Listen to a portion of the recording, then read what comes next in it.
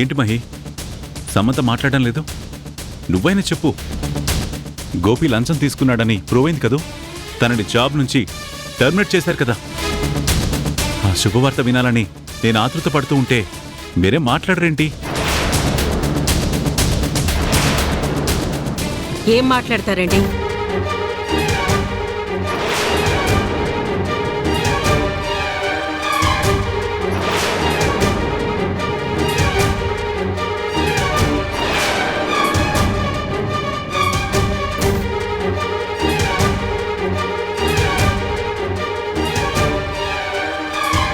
మీ మనవరాలు ఓడిపోయింది.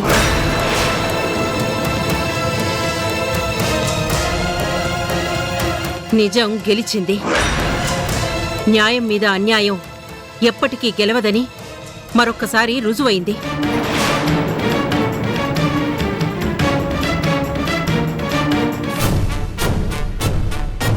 గోపి ఏ తప్పు చేయలేదని, తన సిన్సియర్ ఆఫీసర్ అని కోర్టులో ప్రూవ్ అయిందండి. కావాలనే గోపిని ఈ కేసులో ఇరికించారన్న నిజం బయటికొచ్చింది. గోపి నిర్దోషిగా బయటకొచ్చాడు. వీళ్ళు తలెత్తుకోలేక తల దించుకొని ఇంటికొచ్చారు.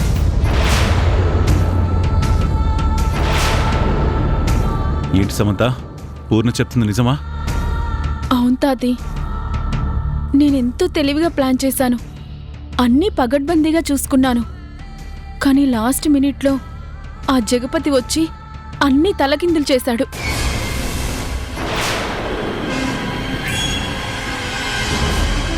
గోపి నిర్దోషిగా బయటపడేలాగా సాక్ష్యాలు చూపించాడు. ఇంత పగడ్బందీగా ప్లాన్ చేస్తే అలా ఎలా జరిగిందో నాకేం అర్థం కావట్లేదు. ఎందుకు జరగదండి? గోపి తప్పు చేయలేదు, రాణి తప్పు చేయలేదు. అనవసరంగా మీరు వాళ్ల మీద పగ పెంచుకున్నారు. మంచి వాళ్ళని సాధించాలని చూశారు.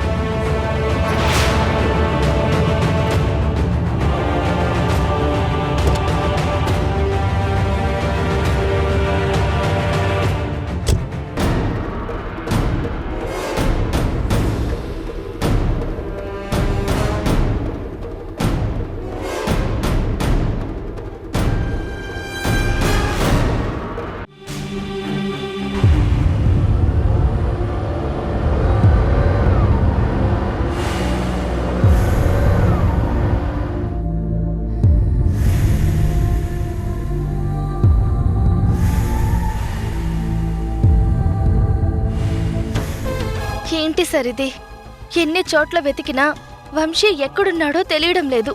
అసలు ఎక్కడికి వెళ్ళాడో అర్థం కావడం లేదు. అదే సీత, అసలు వంశీ ఇలా ఎందుకు చేస్తున్నాడో కూడా తెలీదు. మనకు కనిపించకుండా వెళ్ళిపోవాల్సిన అవసరం ఏముంది? తనకు సమంత దగ్గరికి వెళ్ళడం ఇష్టం లేదని ఎన్నోసార్లు చెప్పాడు. భార్యాభర్తలు విడిపోకూడదని, కలపాలని ప్రయత్నించాము. అంత మాత్రాన వంశీ ఇలా ఎవరికీ కనిపించకుండా అజ్ఞాతంలోకి వెళ్ళిపోవడం చాలా ఆశ్చర్యంగా ఉంది.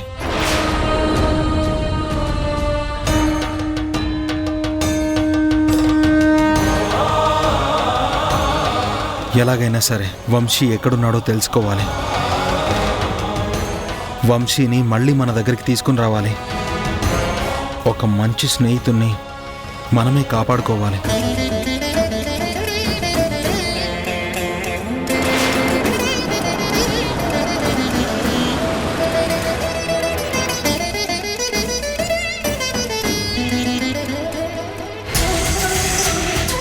సీత, నువ్వు కారులోనే కూర్చో. షాప్లో మెటీరియల్స్ కొనుక్కోవాలి, కొనుక్కుని వస్తాను.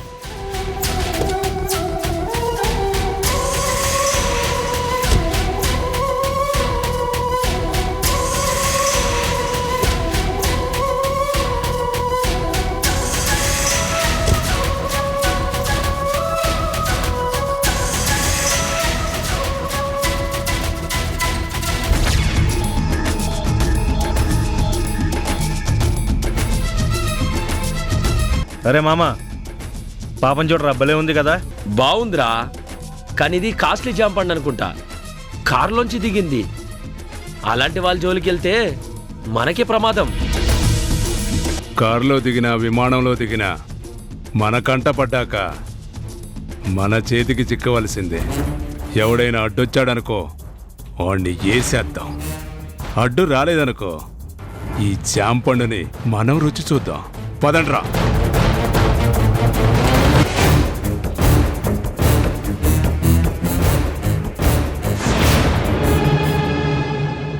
ఏం పాప ఒంటరిగా ఉన్నావు, తోడు కావాలా? మాటలు మర్యాదగా రాని. మర్యాద ఎందుకు పాపా? నువ్వు మాకు అందంగా కనిపించావు, నీకు సంతోషం ఇద్దామని ఇలా అన్నావు. నువ్వు కోఆపరేట్ చేసావనుకో అంతా ఈజీ అయిపోతుంది. కాదన్నావనుకో ఇక్కడే గొడవ అయిపోతుంది. నిన్ను వెళ్ళిపోమని చెప్పలేదు పాప, రమ్మని అడుగుతున్నావు. రా.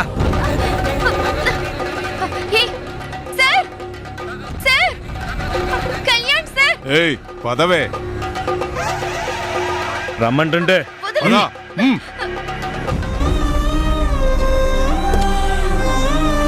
రా. పద.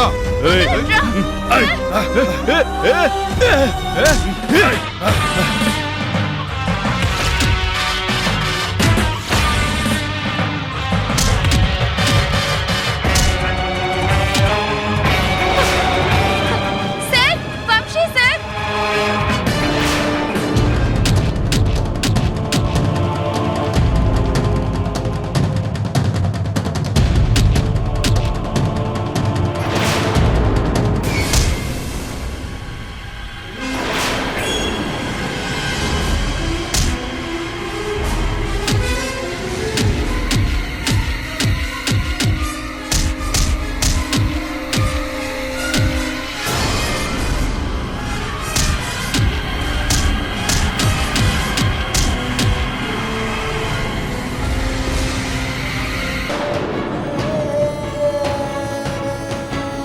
తప్పు చెయ్యొద్దండి అని ఎన్నిసార్లు చెప్పినా వాళ్ళు నా మాట వినిపించుకోలేదు.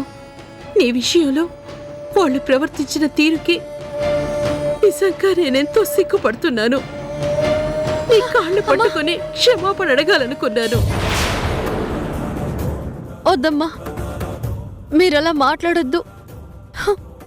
మీది సాయం చేసే చెయ్యి, అందర్నీ అభిమానంగా చూసే మంచి మనసు, పరాయి వాళ్ళని కూడా నా అనుకుని ప్రేమించేంత గొప్ప వ్యక్తిత్వం ఉన్న మనిషి మీరు. శంకర్ సార్ కూడా చెడ్డవాళ్లేం కాదు. సమంత మీద గుడ్డి ప్రేమతోని తను బాధపడింది అన్న కోపంతో మా మీద ఇలా పగని పెంచుకున్నారు. నిజానికి ఒకప్పుడు మాకు ఎంతో సహాయం చేశారు. అది నేనెప్పటికీ మర్చిపోలేనమ్మా, ఎప్పటికీ మర్చిపోను కూడా. అలా ఆలోచించడం నీ మంచి మనసుకి నిదర్శనం రాని. కానీ నీ విషయంలో నా భర్త అలా ప్రవర్తించడం నాకు బాధగానే ఉన్నా, గోపి విషయంలో సమంత ఓడిపోవడం ఆయన్ని మరింత కృంగతీసింది. పిచ్చి కోపంతో మీ విషయంలో ఆయన రగిలిపోతున్నారు.